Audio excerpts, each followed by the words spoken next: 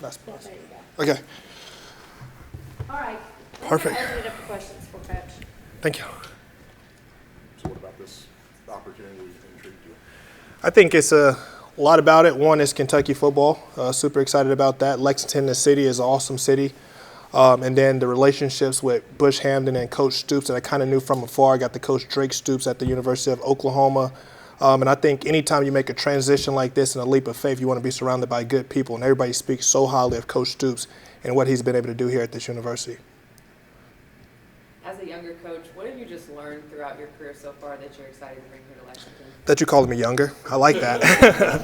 I hope some enthusiasm. I hope some passion. I think, the relationship piece is super huge for me. A guy named Jamori Macklin, that's in that room I've known since forever because Jeremy Macklin is one of the reasons I got to go to the University of Missouri. But you want to bring passion. You want to bring grit. I think those guys will see my energy. I've also played the position, been through what they're going through right now.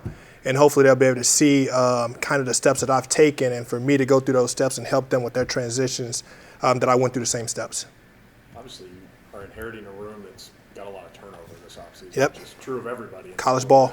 Welcome. What's the pitch you're giving the guys as you try to replenish the depth? A pitch to me is like you're trying to sell something. Like I got no pitch just to be as authentic as I can be. My job right now is to go earn those guys' trust. My job is to meet those guys where they are right now and bring them along.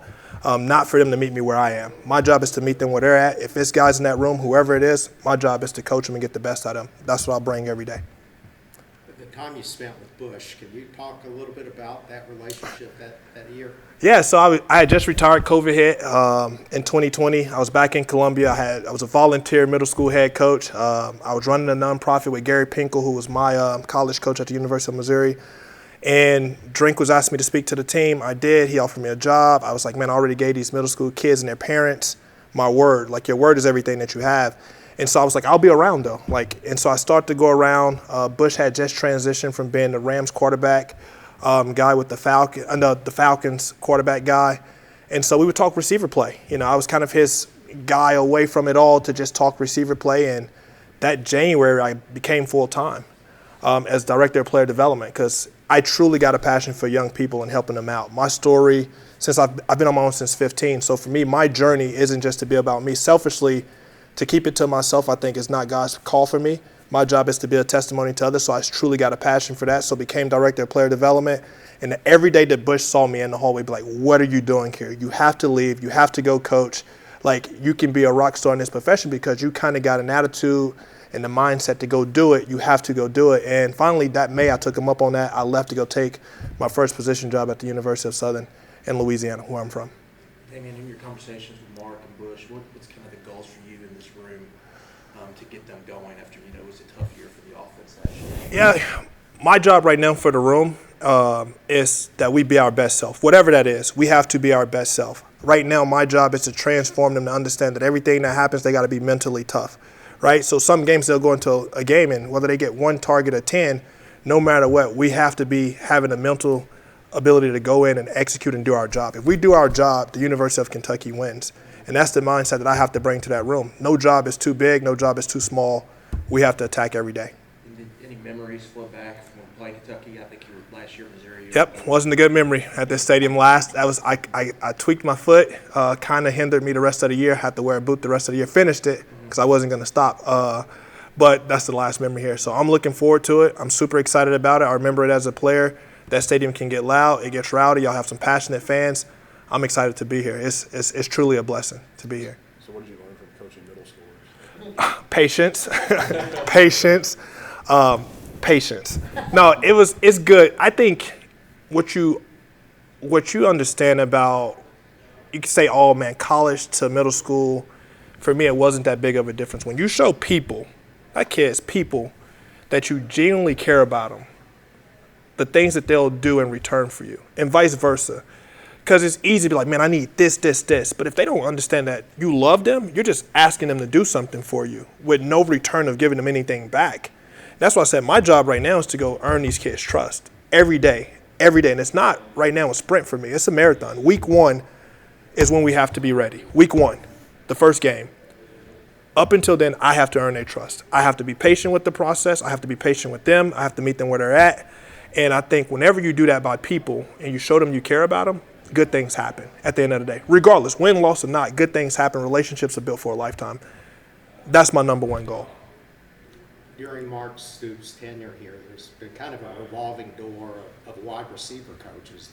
Does that make it a little bit more difficult of a challenge for you to earn people's trust? Does that play into it at all? Nope. I think if you walk into a door and the previous door that you just walked out of, you expect the same thing when you walk into the next one, then you've already are behind in that door that you're walking into. I'm not going to walk into a door and live in the past or let those kids, hey, I'm just like the next. I don't think it works like that. You walk into it with an open mindset. That's why I said wherever they are, my job is to meet them wherever they are. And maybe they're reluctant because there have been, 2 to 3 receiver coaches. Cool. My job is to earn their trust. If I earn their trust, they're going to understand I'm here for a reason. I'm here for a long time. I didn't take this job with the idea that I'm going to be here 1 year and leave. I took this job with the expectation that we're going to continue to build on what Coach Stoops has already built for 12 years prior to this. Does it help some in this turnover era? I mean, it's basically a fresh start for everybody. I don't think anybody in that room's been there longer than a year. So Yeah. you have guys who were coached by a bunch of different players. Yeah, I mean, that's kind of what college ball is right now. The turnover rates are high. But I think what has been consistent, regardless, especially with Kentucky football, is that Coach Stoops has built a solid foundation and has shown that this program has been successful in the past. That's what we hang our hat on, knowing that the foundation of it all is already solid because he's built it for 12 years. That's been consistent. You sound like the teaching aspect of coaching is super What's the difference? No, I'm joking. How difficult was it for you to transition from a player to a teacher role? I think it's different. To say that it's easy is not true because I think, when you first transition, you got to know when you walk into that room, they're looking at you. All eyes are on you. It's different when you're a player, right? Like, you're walking into the room, like, cool, everybody's not focused on you. I have to understand that no matter what happens on Saturdays, no matter what happens during the week, like, when I walk into that room, no matter what's happening in my personal life, when I walk into that room, I have to be on point for those young men that's counting on me, like truly counting on me. And to me, that's something that I take, honestly, pride in doing, being able to flush whatever it is. No different than young men. Like, they're going to make mistakes. They're not perfect. Nobody's asking them to be perfect. So my job is to make sure that they understand that forgiveness is all of it. So the biggest piece with the coaching and from player piece is to be able to have that patience, be able to talk through the problems, always have an answer. And if you don't have an answer, it's okay to say that I don't have an answer. Go find an answer for them and tell them that you'll get it for them. When you're looking at portal receivers who might be available, what attributes do you, is it production, is it personality? Fit. What does this receiver room need? And right now, we need to bring in hard, good working kids that have a mentality that no matter what, they're going to come and put their head down and work. We have to be blue collar. We have to be gritty. Usually receivers are, the swag and all of this. Like, cool, that's part of it. But no, that's not number 1, 2, or 3 for me. Like, you have to know we're going to do the dirty work and bring a blue collar approach. And that's who I am. And we're going to be mentally tougher than anybody else. We're going to do whatever Bush asks us to do to go win ball games. And that's what we're going to have to do for this university to be successful. I saw in your bio that you were a psychology major. Has that been helpful? How does that play into all this? Oh, my gosh. The mental aspect is so huge now. It's more so on me. I talk to myself all the time. No, it's huge. Funny story. I've been on my own since 15, right? And I kind of shared that a little bit. And what's unique is, my mom always said, go to school, get your education. I was just speaking. I spoke at the graduation right before I left South Florida to a group of the athletic, to the kids that's in athletics. And I told them, I was the first. So my mom told me to go to school and get my education. But when she passed, nobody in my family had ever went to college. So when I got there, they're like, what do you want to study? And I'm like, didn't really know. And so a lady named Megan Anderson, who's a hero, I call her an earth angel, she said, what are you interested in? I was kind of interested in myself. How does child trauma, child upbringing and stuff shapes who a person become? So I study psychology, just how the brain works and how it's all wired. So it's been good for me because that's what I was interested in. And then obviously started the nonprofit, giving back to underprivileged youth and stuff like that. It's kind of where I've always centered my focus around, just helping out young men and women be the best version of themselves no matter what happened to them in life, understanding that if we invest in young men and women and they know that we care about them, I truly, in my heart of hearts, know that you'll get the most out of them. So that psychology role has played a little bit, but it's more so life has been the number one teacher for me more than anything. Any book can teach me at all. Should I play DJ Moore or Jordan Addison in my fantasy team? Depends on who's the defense. Who are they going against? Jordan Addison had a really good game 2 weeks ago, 3 touchdowns. The chance of that happening. DJ Moore's been consistent and steady, so maybe if Jordan Jefferson gets some, Justin Jefferson. The Lions, so. DJ Moore want to show up. I'll go DJ Moore. When you're talking about fit for your room, culture's been a big buzzword. Stoops even brought it up. How big, just as an offensive staff, is the culture fit and getting that right here as y'all kind of going over a kind of roster build? Yeah, I think, the portal stuff, everything happens so fast. You got to just do your background research and do your homework and make sure every room is uniquely different, right? I think if you bring in 10 of the same guys, you end up with 10 of the same guys. You're going to need some guys that have a little more grit to them. You're going to need some guys that want to be in the front and truly lead. You're going to need some guys that want to be Indians as well. You just have to find that true mix for your room so that you get very diverse in what you have in there, that everybody's can do different things and they specialize at what they're good at. That's the piece right now that I have to work through. Are you looking for a leader, per se, coaching the portal with a lot of young guys on the roster now, or are you looking for that to come to the surface as time passes? I think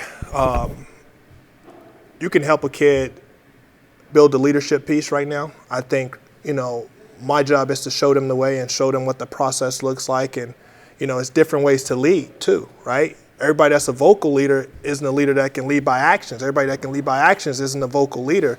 I think right now we're just going to continue to put our heads down and let the leaders rise to the top. But I know one thing that's consistent: good character always wins. Good people always win. You want to bring in good people because at the end of the day, they'll help the product on the field be that much better. Jamori was pretty open with us about last year. Maybe didn't go the way he hoped it. He came on down the stretch. Decided to come back before you got hired. But what have those early conversations with him been like, given you had that relationship? Obviously with him his freshman year at Missouri. We talked briefly.